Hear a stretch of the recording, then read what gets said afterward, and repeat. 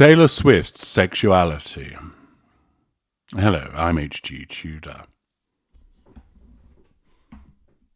I've explained to you before that Taylor Swift is a narcissist. Sex is something that crops up in all instances of an intimate relationship with the narcissist. Somatic narcissists are invariably hypersexualized. Not necessarily every somatic narcissist, because their somaticism could be linked to other somatic factors, money, looks, the way that their house is presented, material items, personal fitness, clothing, etc. But generally speaking, as a rule of thumb, most somatic narcissists are hypersexualized. They very much relish making the beast with two backs, and sex is used very much as a means of getting to the prime aims. Elite narcissists are similarly heavily involved in sexual activity. Cerebral can also, but in a different way, and even victim narcissists will, often preferring to be humiliated and prefer to hand over the reins of control to somebody else, often playing upon their incompetence and lack of experience to have the way shown to them. But sex plays a part in all cadre of narcissist lives, and sex is probably the most prevalent weapon that narcissists utilize for the purpose of assertion of control over an intimate partner and the drawing of fuel. Understanding the sexual behavior of a narcissist is fundamental as part of understanding the behavior of a narcissist, and you can do no better than read my book, Sex and the Narcissist, to understand more about that. As I take you through various aspects of sex and how that matters to the narcissist, why the narcissist behaves in the way that they do. It is a jaw-dropping read. Certain narcissists are sexually fluid. It's basically any port in a storm will do anything with anybody in order to keep the party going. Not all narcissists exhibit that sexual fluidity, but a certain healthy number, shall we say, do. At the end of the day, that's their business.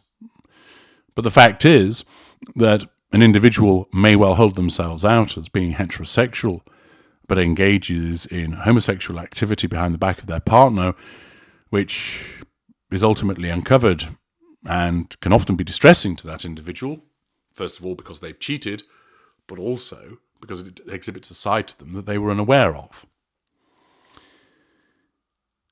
This broad spectrum with regard to sexuality affords the narcissist a greater opportunity of more targets and more ways of controlling them.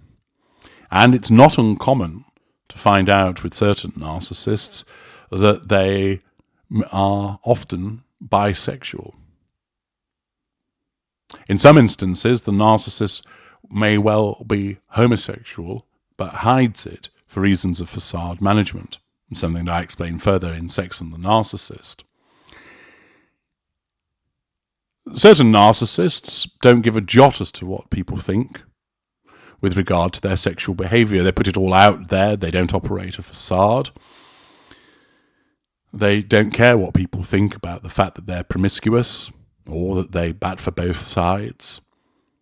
Some narcissists utilize sexuality as part of the facade. For instance, that they are homosexual and therefore they identify with LGBT activism, etc., and use that as part of a facade for the pursuit of the prime aims. The sexuality of many famous people comes under scrutiny. It's a matter, of course, for them, narcissist or not, but it is also interesting to understand more about how the issue of sexuality is applicable to a narcissist, and also where there is speculation about a narcissist's sexuality, which has occurred here, as Kieran Southern reports in The Times, where speculation on Taylor Swift's sexuality prompts condemnation. Shaylee Wright, the American country music singer and LGBT activist, has said a New York Times opinion piece speculating over the sexuality of Taylor Swift was awful and should not have been published. Swift's team condemned the article over the weekend, describing it as invasive, untrue, and inappropriate. That, of course, is her PR machine nullifying the threat to control posed by the article. The piece, written by Anna Marks, a New York Times editor, suggested that the pop superstar had dropped clues in her music and performances about being closeted. Swift, 34, is a prominent supporter of the LGBT community, facade management, and fans have long claimed to have spotted clues about her sexuality in her music, though she has only ever publicly dated men. As I have detailed elsewhere, her relationship history is one of the factors on which her narcissism is based. It's one of the significant pieces of evidence that helps us understand that she is a narcissist. Now, it might well be the case that she publicly dates men, but also enjoys relationships of an intimate nature with women. At the end of the day, of course, that's her business. But we look at this through the prism of her narcissism. It may well be the case that she is heterosexual and is only interested in men, and while she supports the LGBT community, which is part of facade management, suggestions that she is bisexual or actually gay herself may well be viewed as a threat to control, because it possibly could impact upon her popularity with many of her fans. Doubtless, there are those within the LGBT community that like Taylor Swift, but also a large proportion of her fans will be drawn from a community outside of that. And there is a risk that that possibly might alienate some of her fans if they learned that she was gay. A number of years ago, Jason Donovan, the actor and pop star who was in Neighbours, sued the Face magazine, almost putting it out of business when it alleged that he was homosexual. He took action not because that he saw that anything was wrong with being homosexual, but because there was a risk that it would dent his popularity, because he had built a brand which was based upon basically teenage girls fancying the pants off him, and those were the ones that turned up to his events, turned up at his concerts and bought his records. And therefore he recognised, most likely pursuant to advice, that if rumours about him being homosexual continued, that could impact upon his popularity. Thus, he took legal action. Here, the content of the article might well be seen by Swift's team as to threaten her popularity, and therefore it's seen as a risk to her image, which ultimately, therefore, is a threat to her control and has to be dealt with. Thus, it was condemned as being invasive, untrue, and inappropriate. It might be the case that she is gay or bisexual, but doesn't want that known for the reasons that I've just advanced, and therefore similarly keeps it under wraps, maintaining a public appearance of only dating men.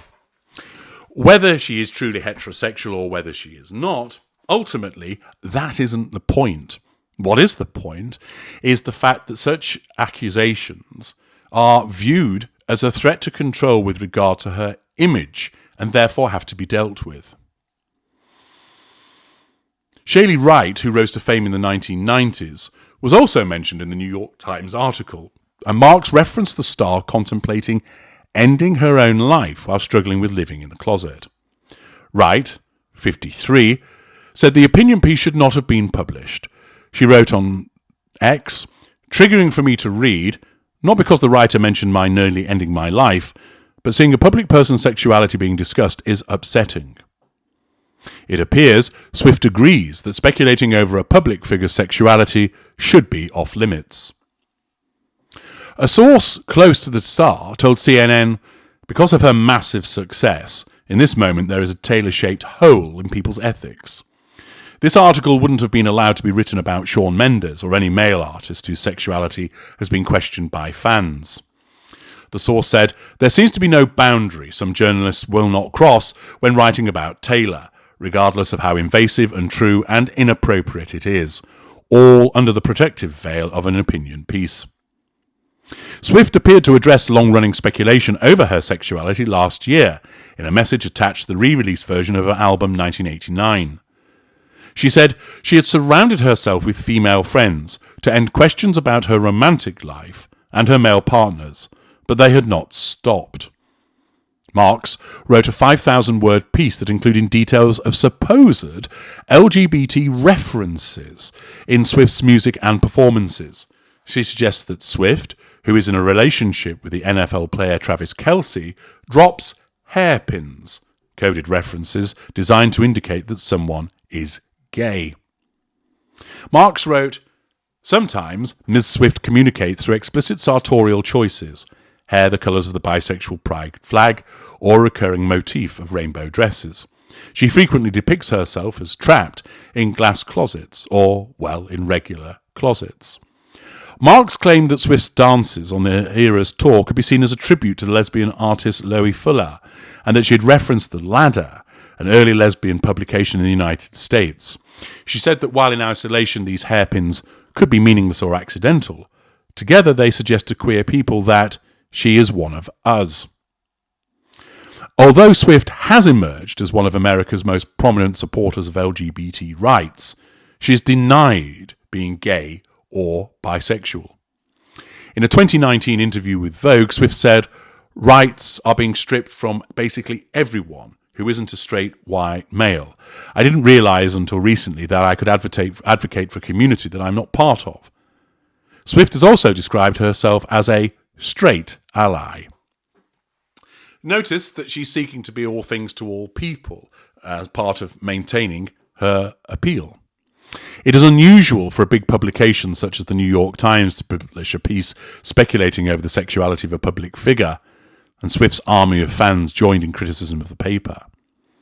Marks appeared to anticipate a backlash and said that discussing the potential of a star's queerness before a formal declaration of identity feels, to some, too salacious and gossip-fueled to be worthy of discussion.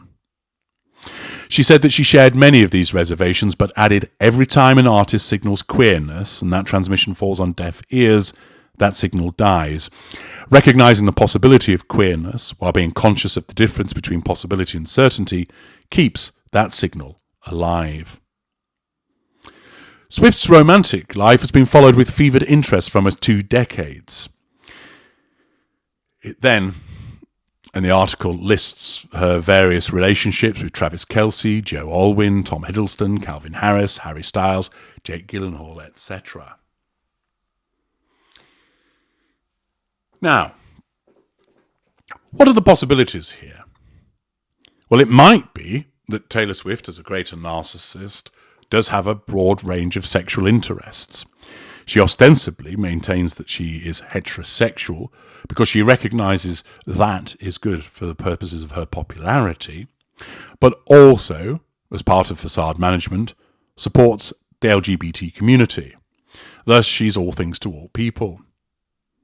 It might be, also, that as part of the game playing that a creator would engage in, she is dropping these hairpins, as the journalist has identified, all part of Taylor Swift laughing about how easy it is to puppeteer people and basically telling them what she is without many of them actually recognizing her doing so and still having no impact on her popularity. The alternative is that she is heterosexual whilst supporting LGBT matters and sees allegations of her being bisexual or gay as a threat to her popularity and thus to her control, and they must be shut down. And that simply this is a journalist who's reading far too much into her behaviour. Either way, the issue of sexuality is an interesting one. And in this instance, you have a greater narcissist that, irrespective of what her sexuality might be, which at the end of the day is largely irrelevant because it's a matter for her, but the issue of her sexuality vis-a-vis her public appearances, her public image, is important because she wants to maintain that mainstream popularity, which is achieved by her heterosexuality, but also demonstrating support for LGBT matters. we could put to one side whether she is truly heterosexual or whether she isn't. As I mentioned, largely it's irrelevant. The only point is that many narcissists do have a wide sphere of sexuality, but that doesn't necessarily apply to her. She may well just be heterosexual. The point is that speculation about her sexuality amounts to a threat to control, because she has nailed her colours to a mast, which is, I'm heterosexual, I date men, but I do support people in the LGBT sphere, even though that's not my world. Thus, she's demonstrating through that facade management who it is that she wants to support her. And that image is hugely important to her because it's linked to her popularity. And she's fully aware that speculation could well damage that popularity, and therefore is swift, pun intended, to take action to nullify the threat to control posed by pieces such as the New York Times. Remember, in some instances, a person wants to explain, no, I'm not gay, I am heterosexual, because that's the truth of the matter. In some people's instances, they don't really care about the speculation. They know what they are, and if people want to speculate, well, devil take the hindmost.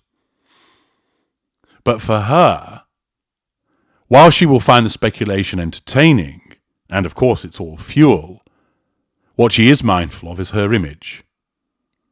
And querying her sexuality could impact upon her popularity. And something which would diminish her popularity is a threat to control. And therefore, this speculation has to be condemned and nullified as the threat to control that it is. I'm H.G. Tudor.